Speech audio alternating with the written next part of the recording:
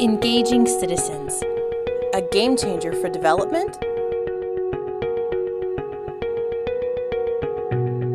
Does citizen engagement really make a difference?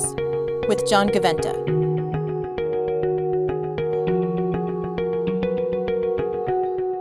Does citizen engagement really make a difference? A couple of years ago, I and some colleagues did a study where we brought together 100 cases of citizen engagement in a range of ways. We looked at citizens engaging in invited spaces with governments and with authorities. We looked at citizens engaging in their own created spaces, in their own communities, their own community associations. We looked at citizens engaging through campaigns and social movements. And we asked the question, what difference across those could we see? First is, in a way, obvious, but it's very important. Citizen engagement is important because it helps to create citizens. What do I mean by that? What do I mean by that? Citizens don't just wake up in the morning and say, okay, today I'm a citizen, I have rights, I know how to make a difference. People have to learn about those rights. People have to learn their skills to make a difference. And how do you learn that? You learn by starting by engagement. So engagement is a process that, when it's working well, strengthens citizens' voices and power to increase their voice and power. Secondly, citizen engagement makes a difference because it helps strengthen the capacity of groups to work together.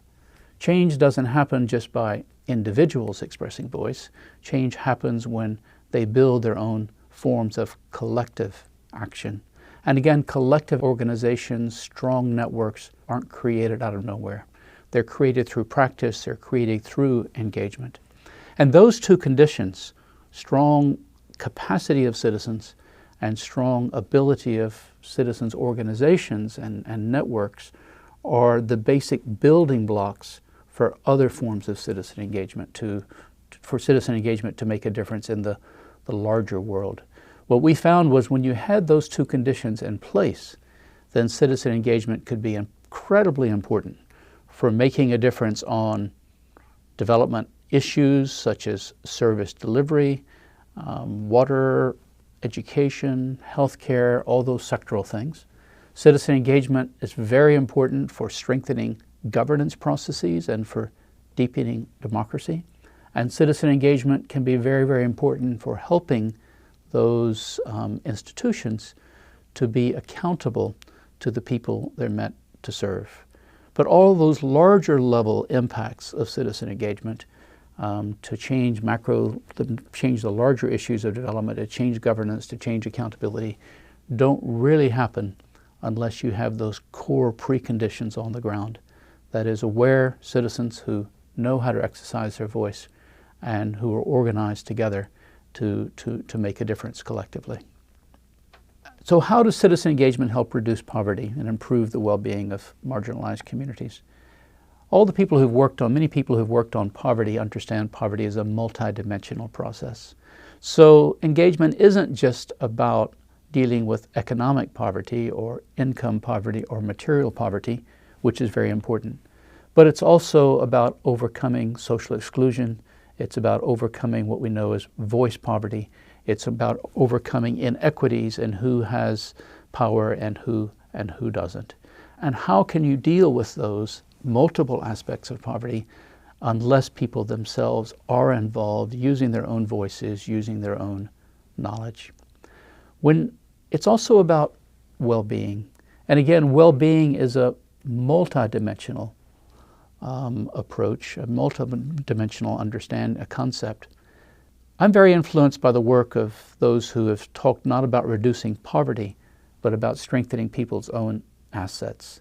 We can look at communities and look at what they don't have, or we can look at communities and ask, where are the assets which they can begin to mobilize to improve their own well-being?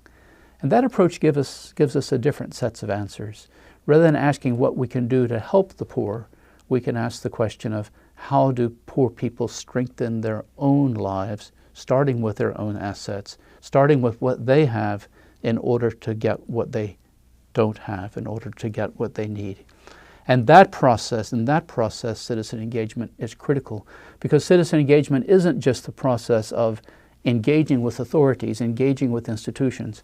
It's also the process of mobilizing one's own assets to build the power from within one's communities with others in order to have the power to act to make a difference in the long term of people's lives. So what are the barriers that impede this process? Well, there's many barriers. Oftentimes we talk about the barriers as being barriers within the citizenry. The citizens don't have the core capacities, they don't have the knowledge in order to engage. Those are important. Citizens do need to learn their skills, as I've said. They do need to learn their rights. They do need to build their ability to make a change. But in the study that we did of 100 case studies of citizen engagement, we actually found that the largest barriers weren't about how citizens engaged, it was how institutions responded to that engagement.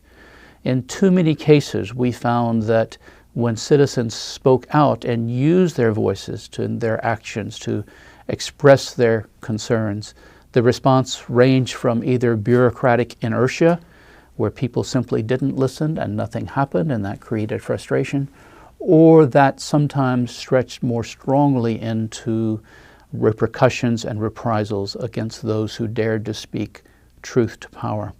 And increasingly in societies around the world, the space for civil societies to come together, the safety for citizens to come together and speak out is being diminished. And so one of the key ways that we can enhance citizen engagement and strengthen it isn't about directly supporting citizens. It's about helping to create those larger institutional environments which make speaking out, make engagement a safe process, a process where people's rights and diversities and differences are respected, and also a process which ultimately brings some kind of response. There's nothing more, so we understand citizen engagement as a two-way process. It's about voice, but it's also about listening, and it's about response.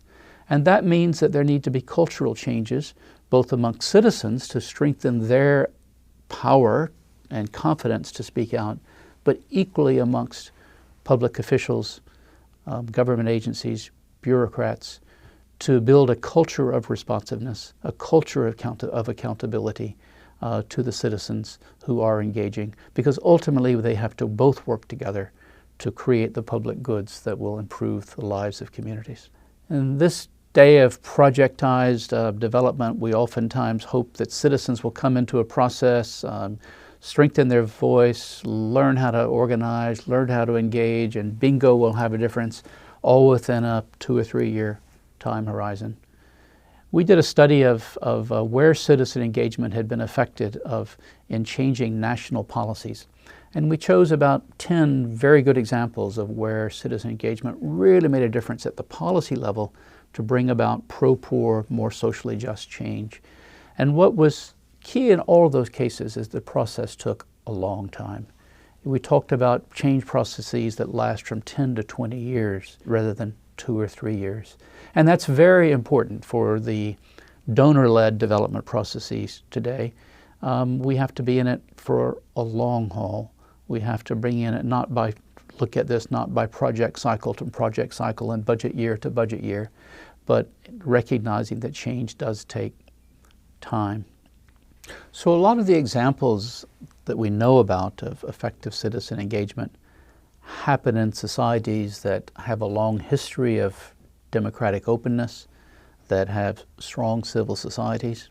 So what do we do in those places that those conditions don't exist? Again, in our studies, we found some very interesting things. First of all, we found that in places with fragile states and perhaps with long histories of conflict, in fact, citizens have learned to work together beneath the radar in quiet ways, but are ways that are very, very important for building and rebuilding their societies. So I think in any society, no matter how weak the state might be, no matter how small the public space for organized voice might be, there are going to be some small cracks, some small places where citizens will come together to share their voices, to discuss, to take actions, sometimes very publicly, but sometimes very quietly and beneath the radar. I don't know in the history of citizen participation, I don't know of any society in which citizens have not found some spaces in which they could begin to act and to engage. Someone once told me about some of the work that I had done is that there's no society that citizens can't at least imagine that the world could be different. And once they start imagining that the world can be different in some way, that it can be improved in some way, then they can find some small space to help begin to take that action. I think the problem comes that oftentimes we think that the same kind of actions that we see in open democratic societies, we expect the same kind of actions to happen in different kinds of societies. And that's the mistake. In a society that's ridden by conflict and ridden by fear and coming out of a long history of authoritarianism, you can't expect that you hold a public meeting and ask people to come and engage and that you will get the same kind of engagement that you would in a more open democratic society in which citizens are mobilized and able to speak out. So maybe that form of citizen engagement isn't the most effective form of citizen engagement there, but there will be some other form of citizen engagement which can be used and which is relevant to that context. Ultimately, citizens themselves become the ones that can decide the kind of participation they want in the spaces that they want.